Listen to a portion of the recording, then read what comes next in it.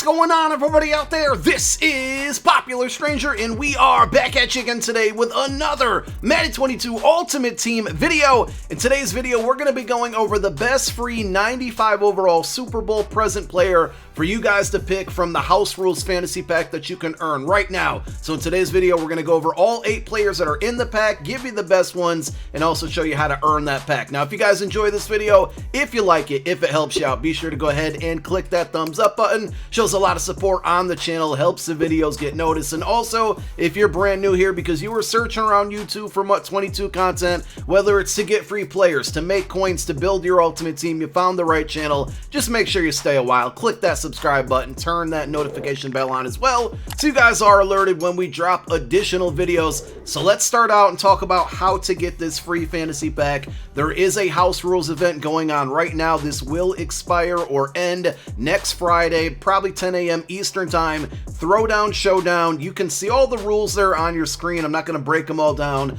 but the main objective of this House Rules is to pass the ball. You actually are penalized for running the ball, and if you look to the left, here is the reward grid. The main reward that we're going after, 25 wins. It says 95 overall NCAT Super Bowl hero. So the biggest question is, would it give you a Super Bowl hero from the part 1 of this promo or part 2, your choice? Well, we found the answer to that. If you look in the missions, and by the way, if you're wondering how many House Rules wins you have, because I get this question all the time when I'm streaming on Twitch, you go to missions, you go down to House Rules. This will show you the rewards and how many wins that you have. But if you take a look at the last sentence here, it says start racking up wins to earn a 95 overall NCAT Super Bowl present player. So it specifies that you can only get a present player out of this. I thought maybe that the fantasy pack would give you your option between the present players, which all came out today, or the past players, the 95s that all came out last week. But here are the rewards. 5 and 15 wins, you're going to get coins, and 20 wins as well. At 10 wins, you do get an 86 plus overall Super Bowl player pack.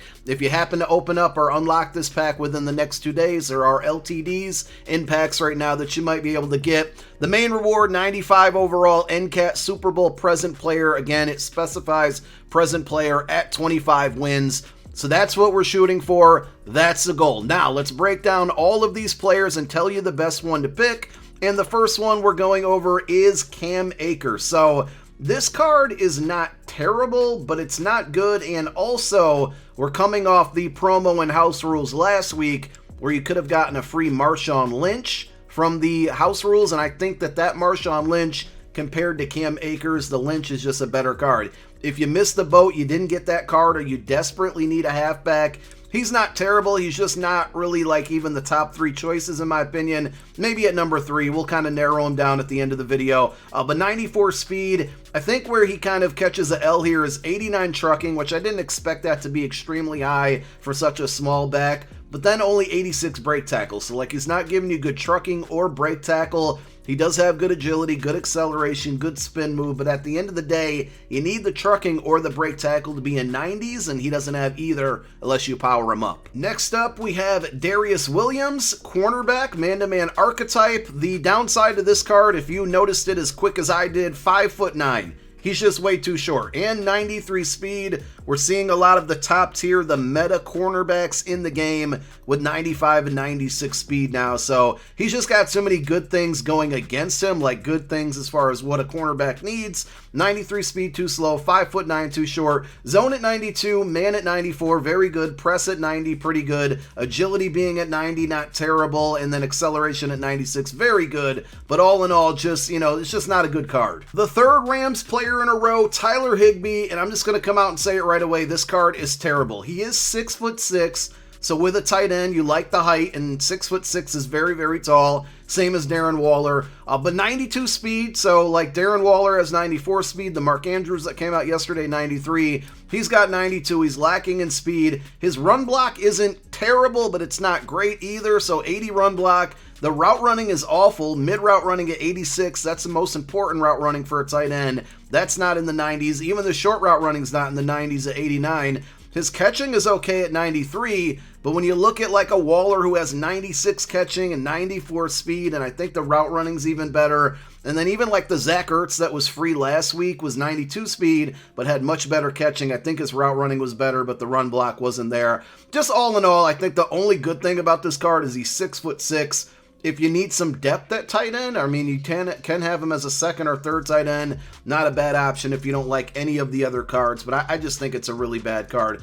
Jonah Williams, left tackle. I like this card. I think this is probably the best out of all of them, and that's because we can build our offensive line. I know you've heard me say it before, but I'm going to say it again for all the people that might be watching one of my videos for the first time. When we get free fantasy packs like this, whether it's house rules or solos, great opportunity to build our offensive and defensive line. That way we can spend our coins on the skill position players. And this is a very good left tackle. 93 strength, 91 awareness. The pass block is 96. Very good if you like to pass the ball a lot. 93 run block isn't awful either. He's over 300 pounds, 302 pounds, 6'4". This is probably going to be my number one choice. Yes, there's better left tackles out there, but being that this is a free left tackle, you got to pick him up if you need to address his position. This is going to sound funny, and I think I said it with Devin White last week as well. Ernest Jones, middle linebacker. If you don't like any of the other cards that I'm going over in this pack, you can pick this one up just for overall purposes, and the reason I say that is because both your middle linebacker 1 and middle linebacker 2 matter when it comes to overall. And for all of you mutt nerds like myself who just want to see a higher overall, this card will help you get there, even if he doesn't see the field. Like I know a lot of people, including myself, barely put middle linebackers on the field because it's all about sub linebackers with safeties out there. And I particularly, I run 4 safeties on the field at the same time and 0 middle linebackers unless I'm in a really run heavy formation. So you can pick this Ernest Jones just because of that. He's not awful. 93 speed is good. I think he had the same speed as Devin White from last week. 6'2", 80 zone coverage. I wish that was a little bit higher, but block shed at 94, hit power at 94, very good. He's a run stopper archetype. He's going to stop the run very well there, and the 92 tackle is good. 94 acceleration, good as well. So not a bad user card either, a very budget user card, but not a bad card at all, honestly, even though to me middle linebackers aren't extremely important.